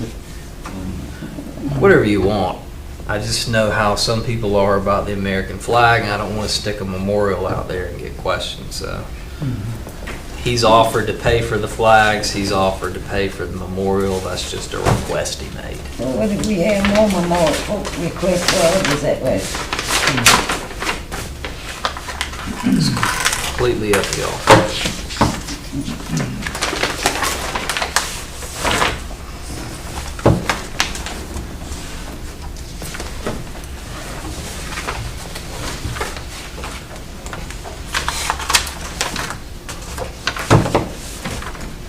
I guess my thought would be, it'd be nice to have an American flag at the fire department. I think, though, that if you had a little dedication environment, to me, it would need to be a little more specific as to what it was, instead of saying. Yeah, for the flag, maybe something else. And to be honest, I haven't researched, I don't know what the proper American flag protocol is. Maybe we should. Yeah, but Maybe we should research. But most I've seen has probably been the pole, you know, yeah. would be the dedication. You know, they might put up a pole and Take then the you put pole. the flag in. I don't know.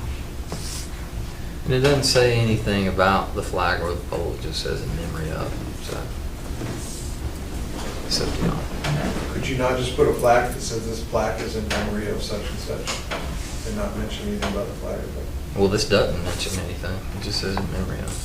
It's just sitting at the foot of the pole. Kind of like you go to a cemetery and you got a little marker. But I think if you put the language, this plaque is in memory of, it eliminates the pole and flag. But you're memorializing the name of the person. But then you might And I might want to put one for Ryan when 100 other people to say, Yeah. hey, that's a good idea, it'd Yeah. be like the bricks in the sidewalk. Yeah. But Say- I think we ought to do a little bit more research. Yeah, I don't want to totally shut the door on, just understand don't say, I more guess, exactly what reach they back out want. to him and say we're looking at, but we're not saying no, but we're just looking at.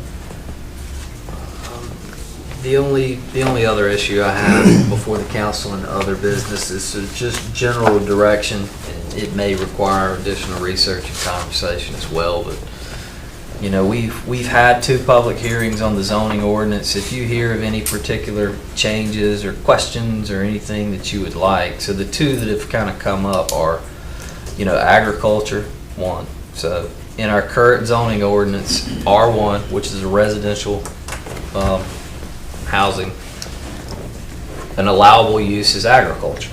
However, agriculture is not defined. Under the new zoning ordinance, agriculture is prohibited. However, you can have a farm plot or a garden plot for your personal consumption. The meaning is if you live in an R1 subdivision, you're not selling agricultural products out of your residential unit. So that is the intent of the definition and how the zoning ordinance is drafted.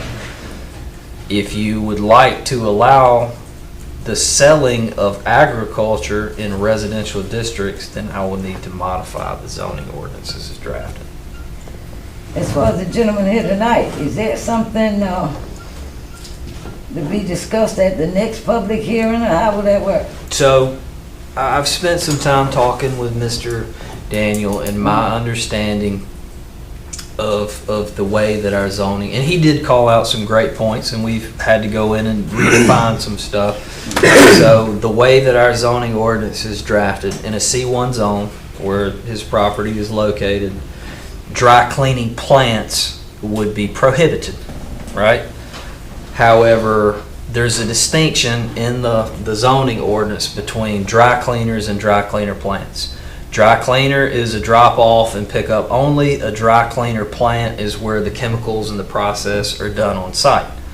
After further investigation and talking with our zoning consultant, he further parses that out. Now you basically have three classifications. You have one that's dry cleaner, meaning that it's just drop off and pick up.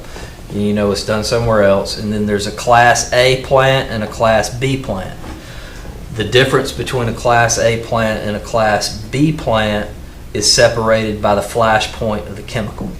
Meaning if it can explode below X, you know, you're Class A. If it catches fire at B, you're a different class. So the classification with the less combustible chemical would be allowed as a use within a C1 zone.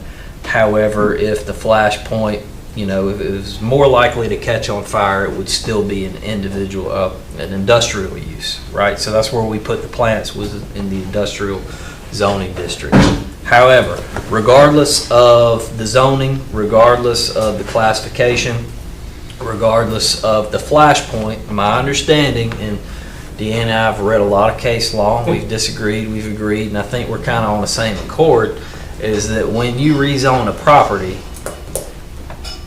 you create a non-conforming legal use where there was an allowable legal use in the previous zoning district and you change that use, right? So if we rezoned it and it was prohibited and his flash point was the wrong kind and it's supposed to be industrial, my understanding is that it would continue to operate as a legal non-conforming use. It is also my understanding that he could sell the property and that non-conforming use could exist. Here's the difference. And there's a difference between non-conforming use and vested rights in a property, and we kind of worked through that too. So the person that has the property that receives the rezoning now becomes a legal non-conforming use, and they have a vested right in their property based on the previous zoning ordinance. However, when they sell that property, the new person that buys it still gets the non-conforming use. They can still use it, but they lose their vested right in the property because they have to come into compliance with the new zoning ordinance. All that means is they can't expand the premise.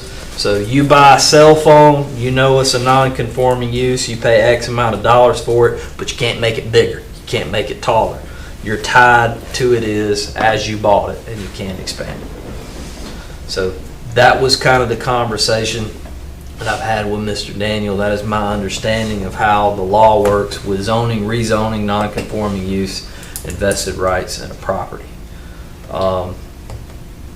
So if you have other questions, and we've had a few, we've tried to walk them through with people of concerns. The other point was... So Russell, let me just say, so he could sell it.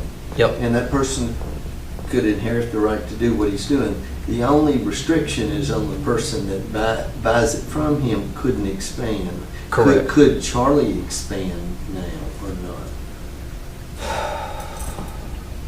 I don't know that. I say no, she says yes, probably, and we're kind of in the middle of that. The way that the law is, to make it clear, is the non-conforming use runs with the land. So it goes to the next person. The vested right stops. Once they sell, they don't go back to that old ordinance. They're not under that ordinance, they're under the new ordinance. And that can be, the non-conforming use can be lost if it's abandoned under our ordinance for 6 months. There's also some situations, and maybe not specific to this case, but you're not entitled to rights under your zoning for what ifs. What if I wanted to do this? Or what if I wanted to do that? Right? You didn't do it, right? So there's no vested right in that zone. Now, if they had acquired permits or expended funds to do it, then that would probably be an allowable use. But we're going to have to get a little bit cleaner. And not just related to Charlie's in particular, but I think that's an extreme example because of the proposed zoning changes, how it affected his particular business. And I agree with some of the things you're saying, but what in my mind, what we don't want to do is penalize, in his case, him in his ability to sell that thing and be his, retirement, if you want to call it that, because somebody else didn't zone it like we thought it should be zoned. And to tie his hands in any way, to me, I've got a hard time with that. If it was And- rezoned today and he wanted to sell it, he could sell it. Right, but there's some caveats to that apparently. Not to him. But that's gonna hurt his ability to market it, potentially.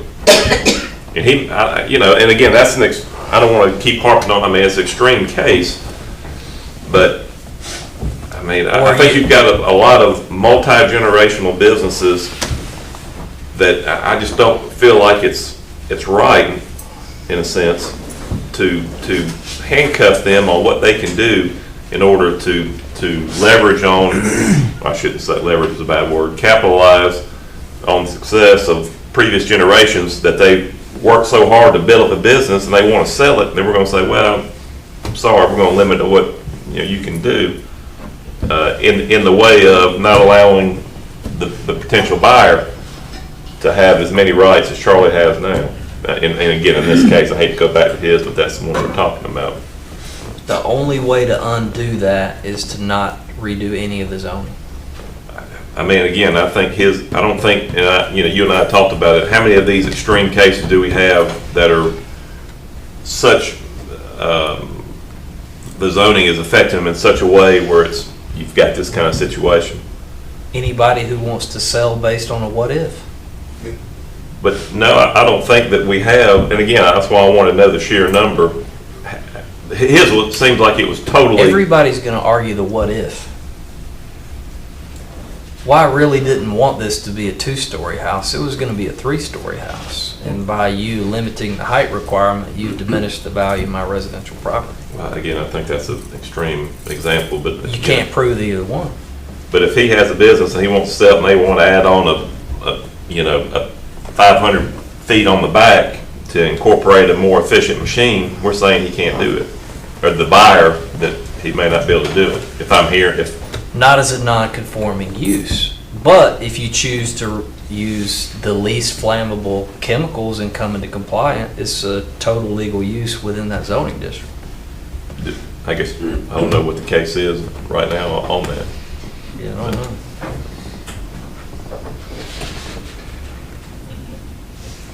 So you were definitely, by redoing your zoning, curtailing the ability to use land as it currently exists.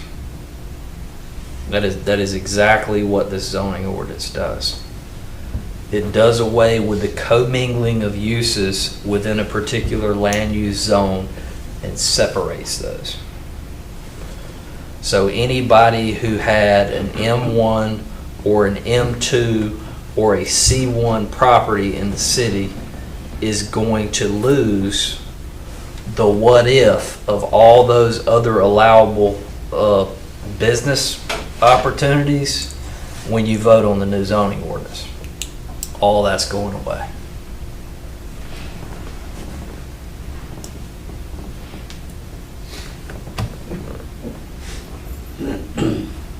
The only other See what happens. the only other thing that I had to bring up is regarding animals, right? So there's come to our attention there's a conflict between our zoning ordinance and our animal ordinance. The zoning ordinance as drafted would prohibit what they call animal husbandry, which is basically every type of farm animal you can imagine. The animal ordinance specifies that you can have certain types of animals provided that you have minimum lot size, right?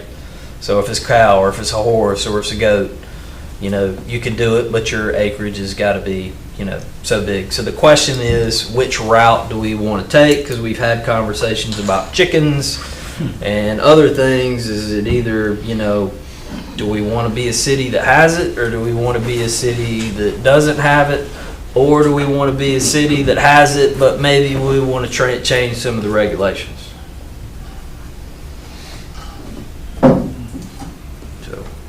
I need to know how to draft that.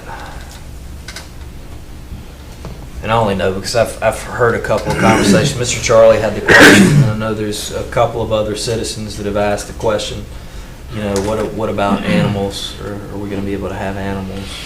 Under the current zoning, isn't there an acreage delineation and a requirement and stipulates that if you, and again, I only know I've had a constituent ask, I think currently if it's bigger than, was it 5 acres, and then for every 2 acre over that, you can have 1 cow?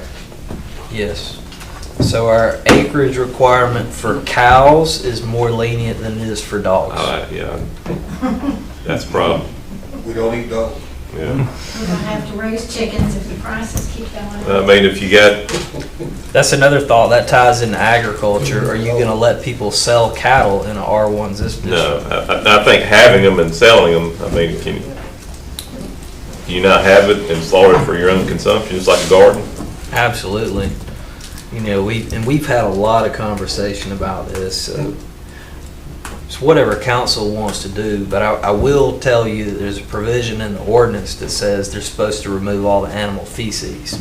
And if you got 50 cattle, Yeah, it's a lot of shoveling. it is.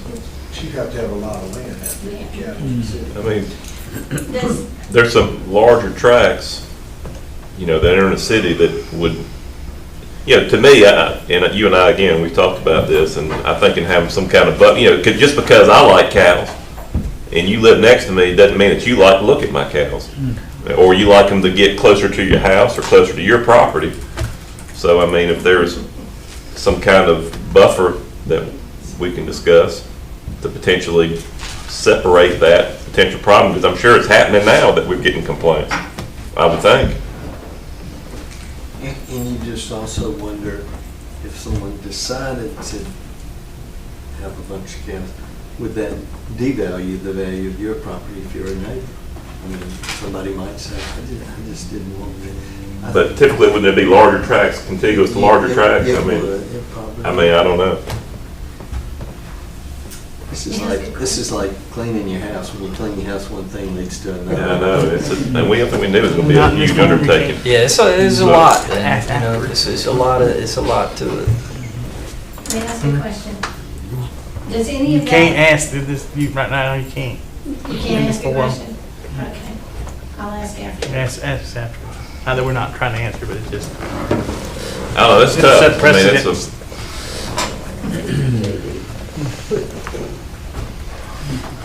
And Russ, again, we want to, this is potentially coming up for a vote on the 1st, March 1st. You know, I think you can have a large enough tract to where you can allow various, right? You can allow what? Various animals. It's probably, you know, if you want to buy a lot of land and you want to have animals, it's probably okay. I do like the part in there that you should remove their feces. So if you want to have 50 cows, you need to get rid of it, that your neighbors shouldn't have to deal with that. And that provision's already in there. So maybe that goes into the determination, your level of agricultural production you want on your property. Yeah, and is it in there that says that you can't sell them commercially? Yeah, you shouldn't be doing that in an R1 zone to me. I mean, it should be for your own consumption. You can sell timber.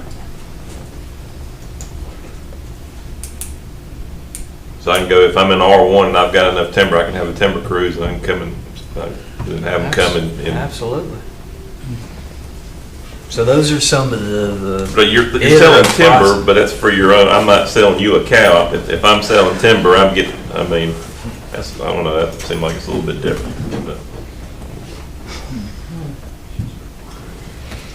What if I buy the R1 land just to harvest the timber, but I don't want to build a house on it? I get all these questions. yeah, I'm sure. Like I said, I knew when we took this on, it was gonna be huge. Look, we're close. Yeah. We're really close. We've got a few things to tweak. But I just don't want it to seem like we're just trying to snatch everybody's, But make no you mistake, know, power to do something on their property. you are 100% curtailing the amount of allowable commerce that can be done within each zoning district. That is changing. And And what we are doing is we are deciding what we want this community to look like. How do you want land use to look? Yeah. And that's not inherently a bad thing, you know? Because some people will look at any change in any right is bad. And it just depends on where you want to live and how you want the use of that land to look.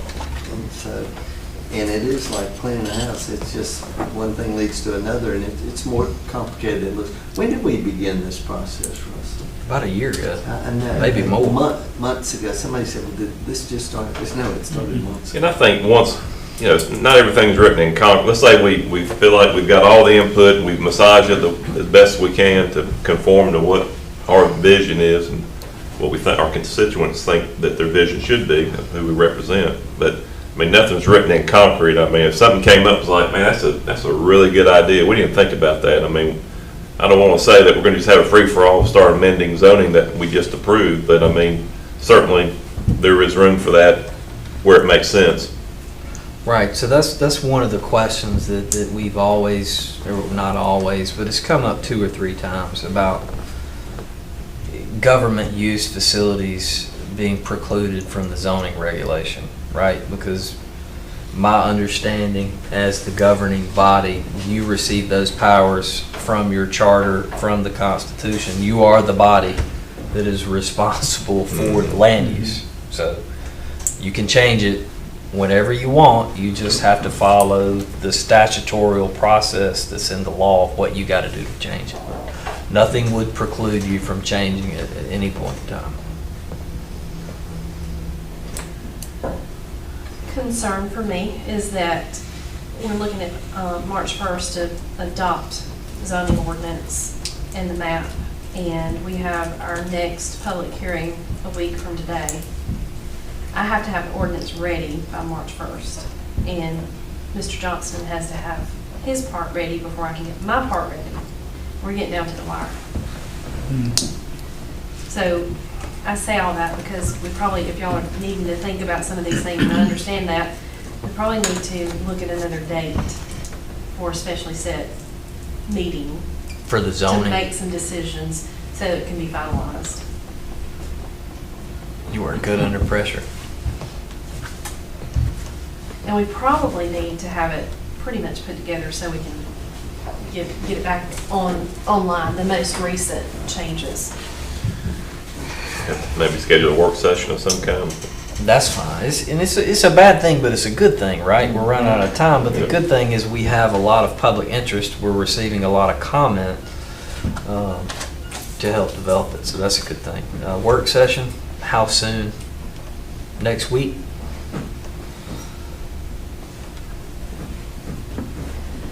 Friday AM? I can't do next Friday, next Thursday or Friday.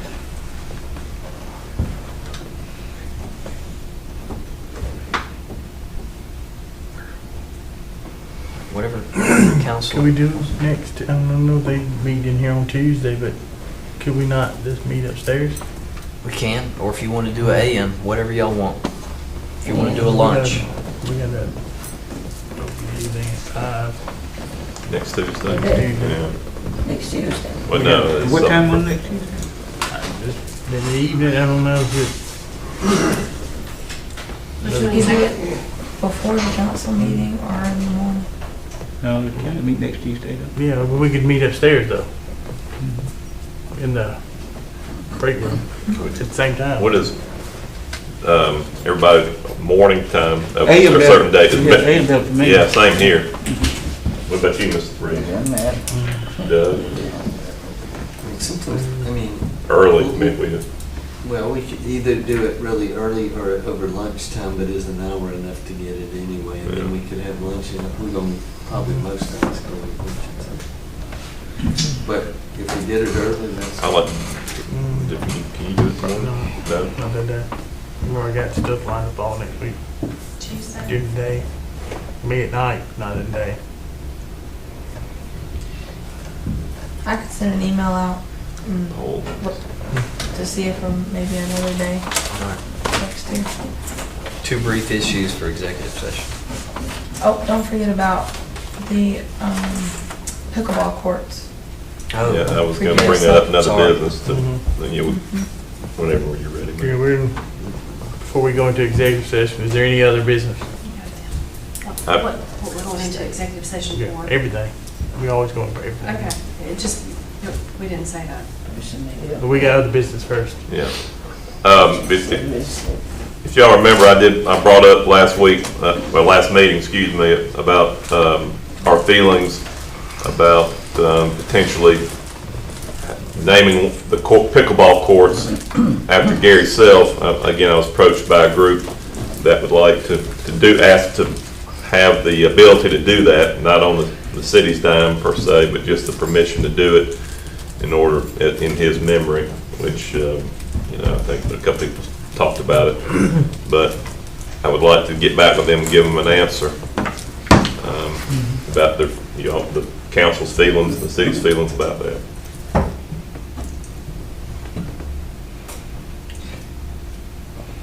I think It's the gonna be thing- like a more like in memory of. Yeah, I think, I haven't seen Yeah, maybe something something like like that. that, yeah, it's, would be, something, I don't know if it would be, on the fencing, but some type of, something like that, just as a, like, again, as a memorial, and we haven't even talked about, or they haven't mentioned it to me about exactly what they're thinking, but I would envision just in passing, something like that. I think it's a good idea.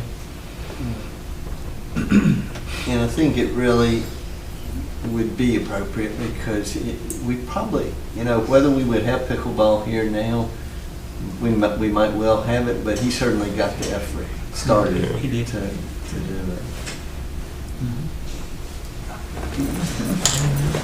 So is that, Vote, just make it official, or? Yeah, do you have somebody who wants to come up with a design or something? yeah, and I I'll would say- share information, let me get back with I them would say on we're- our decision, and then I'd say we're amenable to the idea. Okay. pinning a, Yeah, certainly, I'd like to have the ability to, or Thank y'all, you. everybody have the ability to approve it, maybe let Russell kind of look at it, and we'll give him some marching orders on it. I appreciate that. It is in my district, but I certainly would love to have everybody's buy-in on that. Is there any other business before we go into executive session for real estate, potential litigation, personnel?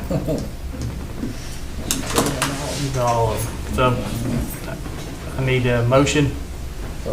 Second. Second. Any discussion? Hearing none, call for a vote. Councilman Middlebrooks? Yes. Councilman Jenkins? Yes. Councilman Reeves? Yes. Councilman Patton? Come on. We'll let you go up there and talk to us. Thank you, appreciate Thank y'all. you. Appreciate it, Calvin. I'll leave this and get it tomorrow, so I'll go back upstairs. My old knees and back give out at night.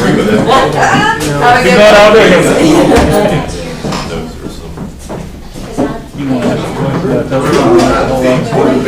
We're investigating Give me one second, let me cut. Because you called and they said they don't have it. They're all done. And I think the major. Sorry. I think Corley asked Take care. somebody or was Corley See you, Lonnie. asked someone. Don't think, Hey, I need to call and don't talk to think you. Stacy didn't call me That's today. what I was gonna.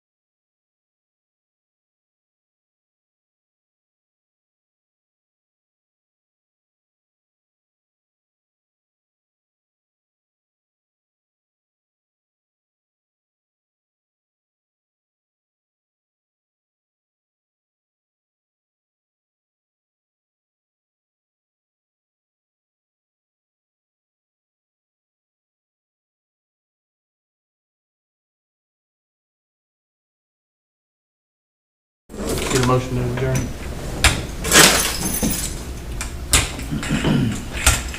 Right?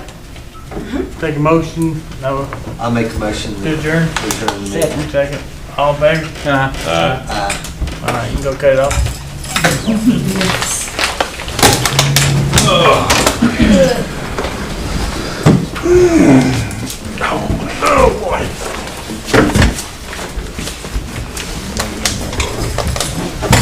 I need a little remote from over there.